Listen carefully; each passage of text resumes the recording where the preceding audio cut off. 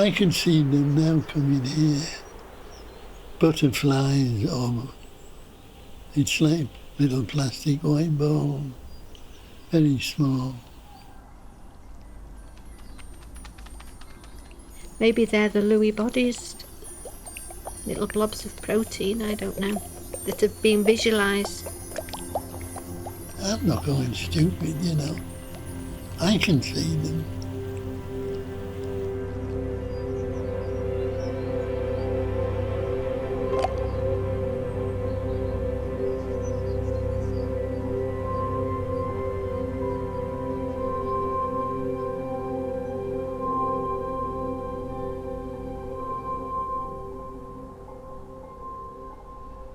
I just thought that was getting old.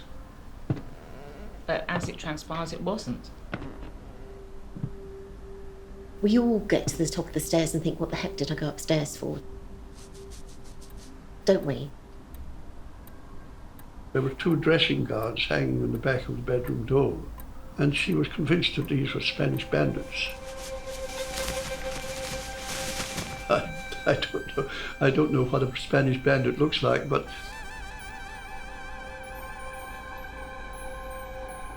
things are getting muddled up. So bits that are illogical start covering up the logic. And then the logic will reappear a little bit later. And so she hung washing on the line.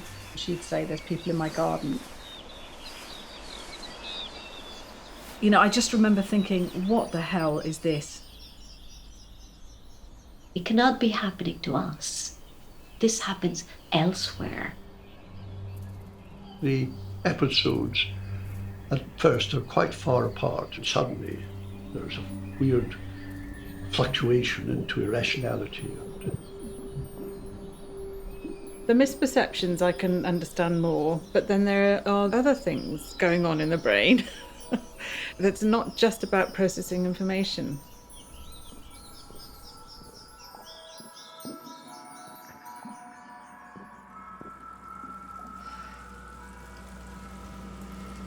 He told me that there was a salty tar sitting on the dining room table fishing.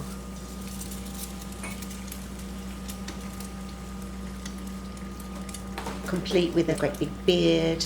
The oilskin was a really dirty yellow, really, really detailed.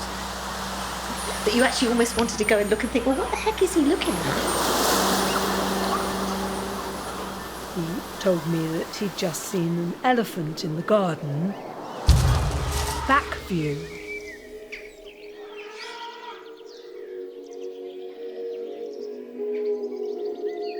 She used to see lots of ladies dancing in the garden in Victorian dress with peaked hats.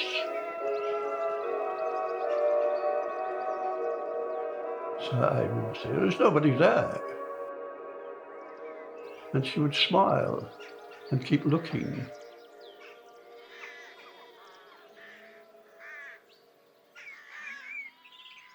Well, I have the sort of hallucinations of the rabbits that I saw separately on a number of occasions tended to be larger, more majestic. They had a cartoonish quality to them, which made them exceptional. I mean, what I tend to experience is narrow tunnel vision almost, where as I chase the image moves, and then it's gone.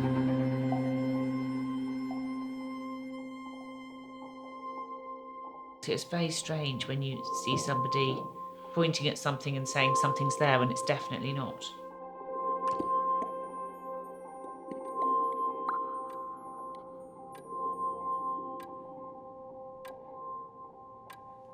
I started getting some very strange sleeping phenomenon, exhibiting symptoms that I was just not aware of.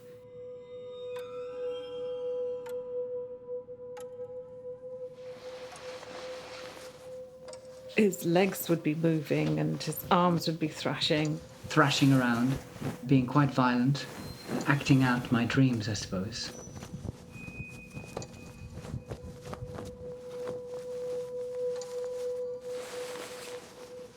Forget dreams that you have as ordinary people. They were almost like three-dimensional stories. He couldn't separate dreams from reality. He really thought he was trying to get away from people who were going to do him harm.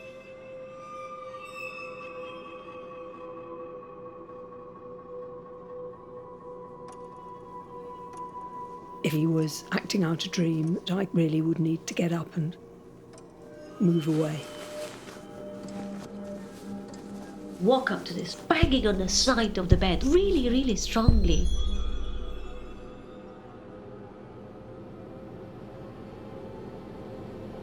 He threw himself out of bed and he screamed. They were frightening. They were things that he felt he had to get up and deal with to find the monsters, but we never got any detail about what those monsters were.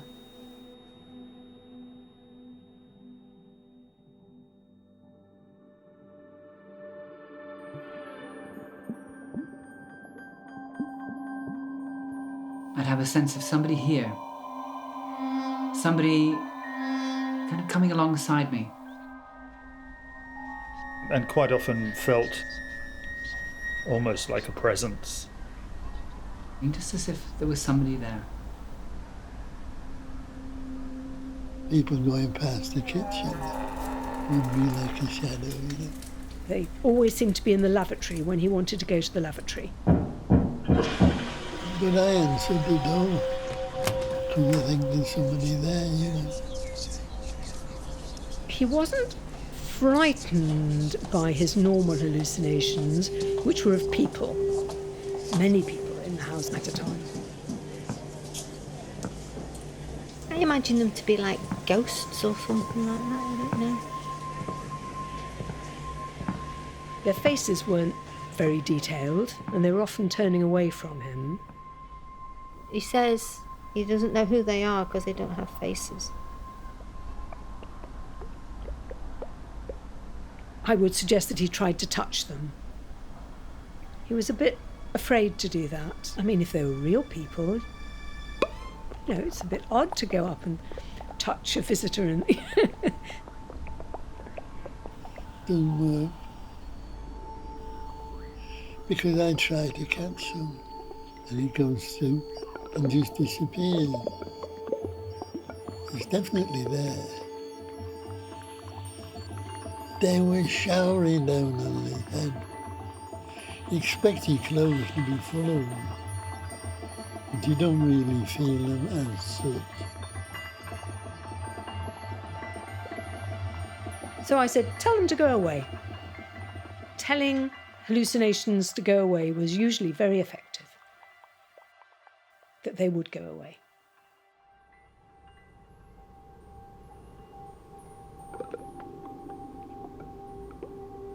Can I talk about my family?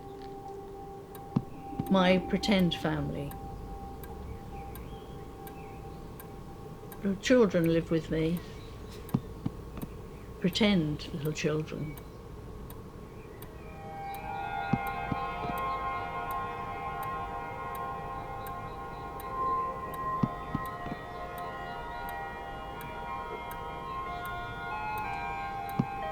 They didn't talk.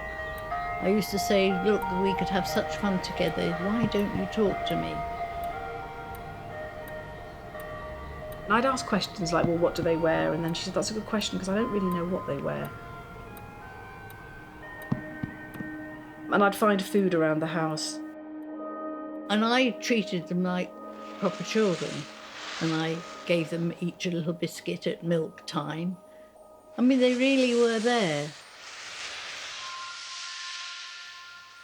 I gave them pen and pencils to see if they could write or scribble or anything. but they were still exactly as I left it when I came back. I think we often forget the nature of the person, but what we're actually seeing is an amazing woman trying to care with all the love and attention on these children. This family meant a lot to me. I believed it wholeheartedly.